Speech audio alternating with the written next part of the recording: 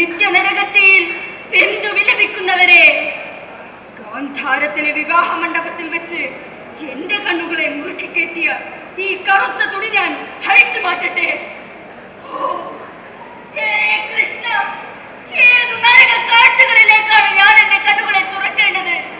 അല്ലയോ ധൃതരാഷ്ട്ര മഹാരാജൻ, അങ്ങയുടെ അധികാര ദുരകൾക്ക് വേണ്ടി ആയിരുന്നില്ല ഇതൊക്കെ? ഒടുക്കം എന്തായി?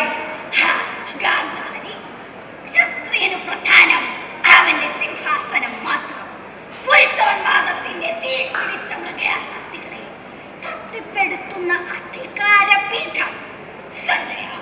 എനിക്കും ഗാന്ധാരിക്കും കണ്ണായി നിന്നവനെ, ഇനിയും യുദ്ധം പറ.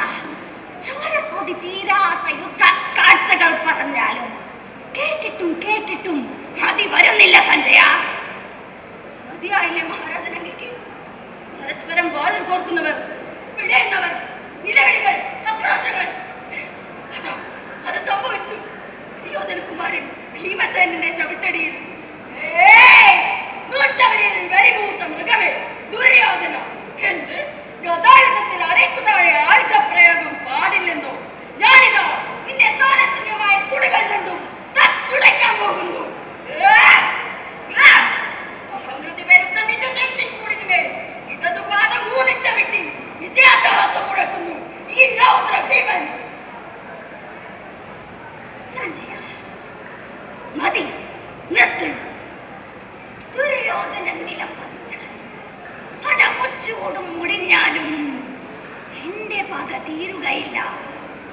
കാഴ്ച കേട്ട ഞാനും കാലത്തിനപ്പുറം കാണുന്ന നീയും ചോരക്കൊതിക്കായി നാക്കുനുടഞ്ഞിരിക്കുന്ന സർവരും സകലരും യുദ്ധവെറിയിൽ തൂങ്ങിപ്പിടിച്ചാടുന്നിടത്തോളം കാലം യുദ്ധം നിലയ്ക്കുകയില്ല.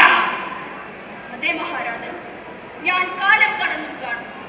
കുരുക്ഷേത്രം ഇവിടെ മാത്രമല്ല, അതെങ്ങും എപ്പോഴും എവിടെയും സംഭവിക്കാം.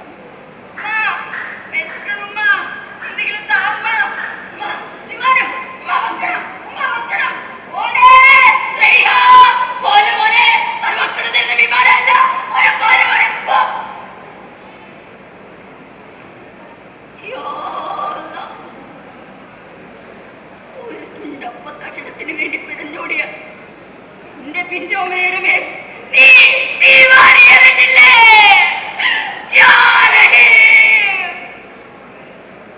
ഒന്നും അറിയാത്ത കുഞ്ഞുങ്ങൾ, അലമുറയിടുന്ന അമ്മമാർ, അവരെന്തു പിഴച്ചു?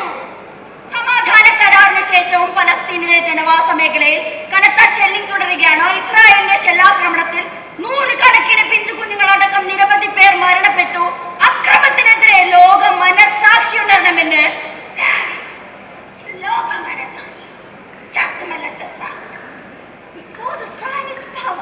പലസ്തീൻ ഒരു പുൽക്കൊടി പോലും മുളയ്ക്കാത്ത ഹരിപ്പറമ്പാകും. നോക്കുകൊണ്ട് വാങ്ങുകൊണ്ട് പിന്നെ ഞങ്ങളുടെ ഈ കരുത്തുള്ള ശരീരം കൊണ്ടും ഈ പലസ്തീനി പെണ്ണെ കണ്ടു. മൂർച്ചയേറിയ വയലറ്റ്, ഉന്നത്തിലേക്ക് ഉദ്ധരിച്ചു നിൽക്കുന്ന തോക്ക്.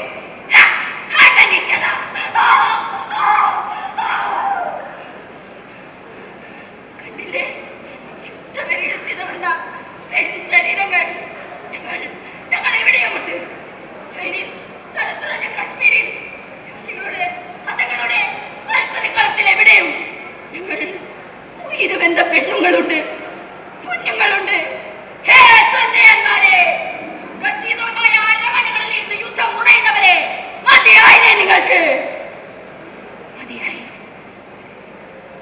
ഈ സഞ്ജയന് മതിയായി. വരിക വരിക, കാഴ്ചകൾ കണ്ട് ആപത്താൽ പഴുത്ത എന്റെ ഈ കണ്ണുകൾ ഇതാ നിങ്ങളിത് കൊത്തിയെടുത്താലും, നിങ്ങളിത് കൊത്തിയെടുത്ത് ഭക്ഷിച്ചാലും നന്ദി.